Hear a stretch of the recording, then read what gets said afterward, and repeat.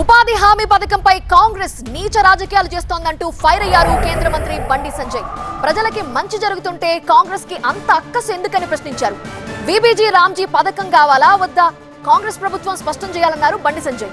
పథకం పేరు మార్చారంటున్న కాంగ్రెస్ గతంలో వాల్మీకి, అంబేద్కర్ పేర్లను తీసేసి ఇందిరా ఆవాస్ యోజన పథకంగా ఎందుకు మార్చారని ప్రశ్నించారు బండి సంజయ్. ఉపాధి తగ్గుతుందా?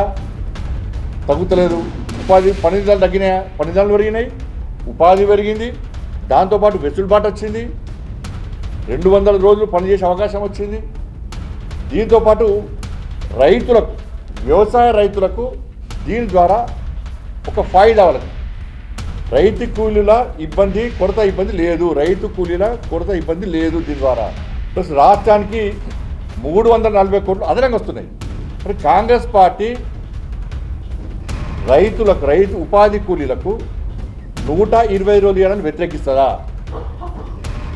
వాళ్ళ ఆదాయాన్ని పెంచడాన్ని వ్యతిరేకిస్తుందా? తెలంగాణ రాష్ట్రానికి 340 కోట్లు రావడానికి వద్దంటారా? అసలు ఈ స్కీమే వద్దంటారా? చెప్పండి రాష్ట్ర ప్రభుత్వాన్ని. దేశం పక్కబట్టి తెలంగాణ రాష్ట్ర ప్రభుత్వంలో తెలంగాణ రాష్ట్ర ముఖ్యమంత్రి తెలంగాణ రాష్ట్రంలో మొత్తం గొడవలు చేస్తాం, మేము బహిరంగ సభలు పెడతామంటే ఈ స్కీమ్ కావాలన్నా వద్దా?